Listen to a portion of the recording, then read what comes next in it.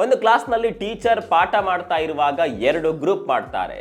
2 ಗ್ರೂಪ್ಗಳಿಗೂ ಕೂಡ ಬಹಳ ಇಂಟ್ರೆಸ್ಟಿಂಗ್ ಆಗಿರುವಂತಹ ಅಸೈನ್ಮೆಂಟ್ ಕೊಡ್ತಾರೆ. ಆ ಟೀಚರ್ ಒಂದು ಗ್ರೂಪ್ಗೆ ನಿಮ್ಮ ಸೆಮಿಸ್ಟರ್ ಮುಗಿಯೋದರ ಒಳಗೆ ಇಂಥದ್ದೊಂದು ಮಡಿಕೆ ತಯಾರಿಸಬೇಕು, ಅದರ ಆಕಾರ, ಬಣ್ಣ ಮತ್ತು ಕ್ವಾಲಿಟಿ ಕೂಡ ಪರ್ಫೆಕ್ಟ್ ಆಗಿರಬೇಕು, ಅದರ ಆಧಾರದ ಮೇಲೆ ನಾನು ನಿಮಗೆ ಮಾರ್ಕ್ ಕೊಡ್ತೀನಿ ಅಂತ ಹೇಳ್ತಾರೆ. ಇನ್ನೊಂದು ಗ್ರೂಪ್ಗೆ ನೀವು ಈ ಸೆಮಿಸ್ಟರ್ ಮುಗಿಯುವವರೆಗೆ ನಿಮ್ಮ ಕೈಯಲ್ಲಿ ಎಷ್ಟು ಮಡಿಕೆ ಮಾಡಲಿಕ್ಕಾಗುತ್ತೋ ಅಷ್ಟು ಮಡಿಕೆ ಮಾಡಿ, ನೀವೆಷ್ಟು ಮಡಿಕೆ ಮಾಡುತ್ತೀರೋ ಅದರ ಆಧಾರದ ಮೇಲೆ ನಿಮಗೆ ಮಾರ್ಕ್ ಕೊಡ್ತೇನೆ ಅಂತ ಹೇಳ್ತಾರೆ. ಸೆಮಿಸ್ಟರ್ ಮುಗಿಯುತ್ತೆ, ರಿಸಲ್ಟ್ ಕೂಡ ಬರುತ್ತೆ. ರಿಸಲ್ಟ್ ನೋಡಿ ಎಲ್ಲರಿಗೂ ಶಾಕ್ ಆಗುತ್ತೆ.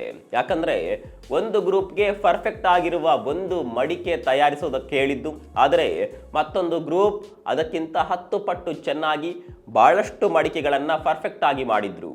ಇದು ಹೇಗಪ್ಪ ಇಷ್ಟೊಂದು ಪರ್ಫೆಕ್ಟ್ ಆಯಿತು ಅಂತ ಅನಿಸ್ತಾ ಇರಬಹುದು. ಒಂದು ಗ್ರೂಪ್ ಒಂದು ಮಡಿಕೆಯನ್ನೇ ಸರಿಯಾಗಿ ತಯಾರಿಸೋದಕ್ಕೆ ಸಮಯ ವ್ಯರ್ಥ ಮಾಡಿದ್ರು. ಅದೇ ಸಮಯದಲ್ಲಿ ಇನ್ನೊಂದು ಗ್ರೂಪ್ ಹೆಚ್ಚು ಮಡಿಕೆಗಳನ್ನು ಮಾಡೋದ್ರಲ್ಲಿ ತಲ್ಲೀನರಾಗ್ತಾರೆ. ಒಂದೊಂದು ಮಡಿಕೆ ಮಾಡುವಾಗಲೂ ತಮ್ಮ ತಪ್ಪುಗಳನ್ನು ಅರಿತು ಇನ್ನಷ್ಟು ಪರ್ಫೆಕ್ಟ್ ಆಗಿ ಹೊಸ ಮಡಿಕೆ ಮಾಡೋದಕ್ಕೆ ಪ್ರಯತ್ನ ಮಾಡ್ತಾ ಇದ್ರು. ಇದರಿಂದ ಹೆಚ್ಚು ಮಡಿಕೆಗಳನ್ನು ಮಾಡ್ತಾ ಹೋದಂತೆ ಅದು ಪರ್ಫೆಕ್ಟ್ ಶೇಪ್ಗೆ ಬರೋದಕ್ಕೆ ಶುರುವಾಯಿತು. ಇದಕ್ಕೆ ಹೇಳೋದು, ನಾವು ನಿಂತ ನೀರಾಗಬಾರ್ದು, ಪರ್ಫೆಕ್ಷನ್ ಸಿಗಬೇಕು ಅಂತ ಹೇಳಿದರೆ ಮತ್ತೆ ಮತ್ತೆ ಪ್ರಯತ್ನಿಸುತ್ತಲೇ ಇರಬೇಕು. ಆಗ ಯಶಸ್ಸು ನಮ್ಮದಾಗುತ್ತೆ. ಈ ಬಗ್ಗೆ ನಿಮ್ಗೆ ಏನನ್ಸುತ್ತೆ ಕಾಮೆಂಟ್ ಮಾಡಿ.